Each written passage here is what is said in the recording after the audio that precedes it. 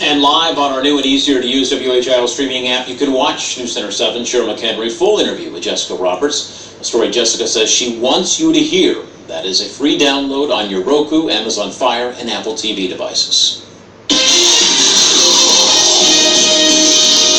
Kids from 4 districts will get to sleep in tomorrow because of the weather. Yeah, and that's to be expected. As I mentioned a few minutes ago, I wouldn't be surprised if we see school delays tomorrow, and we'll likely see that number going up, just based upon how cold it is now and how it's expected to get by tomorrow morning. Here's a live look outside. You can see it is a cold night in Salina up in Mercer County. There is snow on the ground, and that snow plays a big part in how cold it gets through the night and into the afternoon hours as well. As long as temperatures stay below freezing and that snow is on the ground, that snowpack actually helps to cool that air through the night, and then during the day the sunlight is trying so hard to melt the snow that it's not doing enough to warm the ground and the air above it.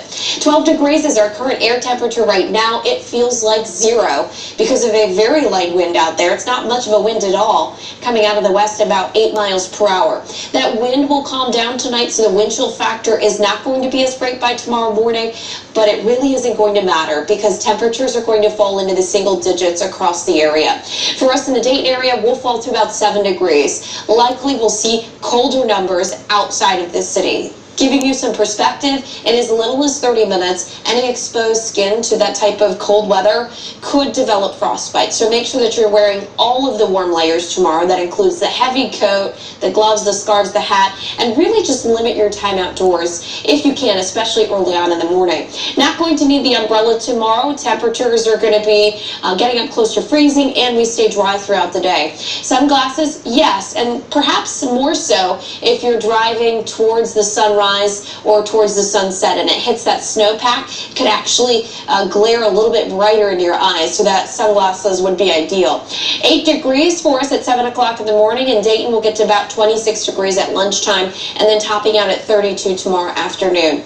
On average, our highs should be in the low 50s, so we are more than 20 degrees below normal. And if you remember, 41, 42 days ago, at the beginning of October, we were in the middle 90s. So we have pretty much switched from summer heat to frigid winter temperatures in just a little bit more than a month's time. Futurecast shows as we head through the day tomorrow, we'll have a few passing clouds, but we are dry, as I mentioned. Tomorrow night, clouds are going to be pushing back in. Temperatures will not be as cold Thursday morning. They'll be in the mid-20s, but still cold enough to wear the layers. Then into Thursday afternoon, we stay dry, but a few clouds out there, and temperatures are expected to get up around 40 degrees. Now the cold air, the colder than average air, will be with us as we finish the rest of your work week.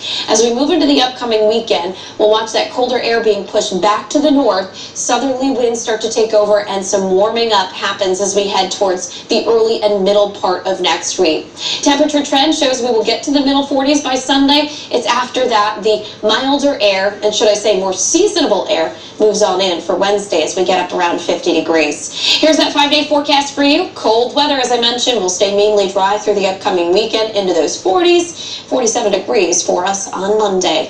Tune in tomorrow morning with meteorologist Kirsty Zoncini and meteorologist Jesse Mag. They're going to show you where those cold spots are as you head out the door. Thanks, McCall.